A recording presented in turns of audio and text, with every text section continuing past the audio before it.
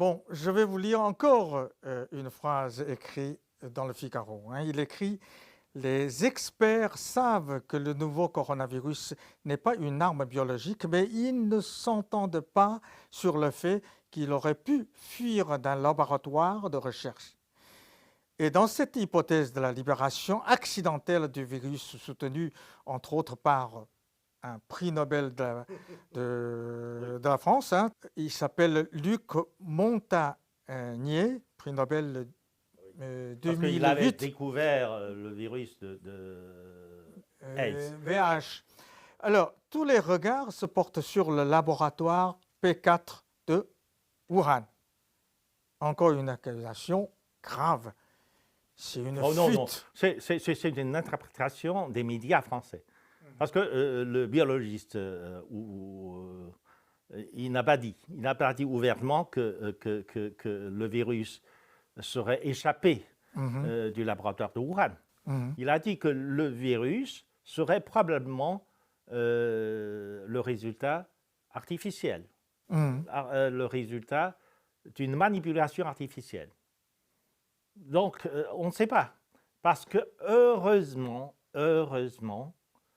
à Wuhan, le chercheur spécial de coronavirus, parce que Wuhan, effectivement, avait entrepris des études sur l'évolution du coronavirus.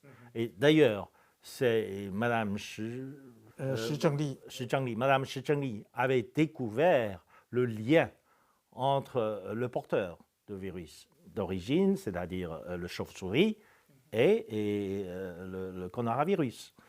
Donc, heureusement, le laboratoire de Wuhan est en avance sur les études de coronavirus.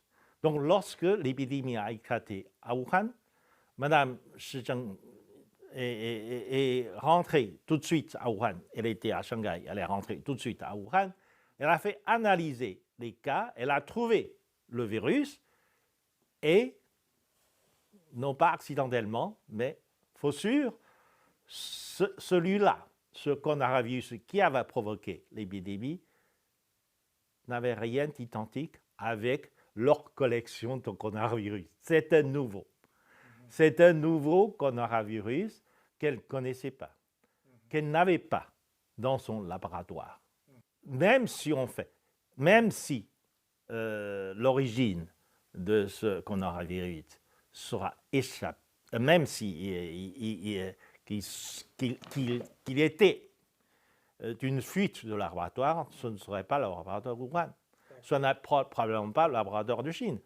Parce qu'il n'y a pas beaucoup de laboratoires capables de faire des analyses sur le virus, donc c'est interdit en Chine. Il n'y a pas beaucoup de laboratoires pour ce genre de choses, tandis qu'on sait très bien qu'il y a beaucoup de laboratoires qui font ce genre de recherche aux États-Unis.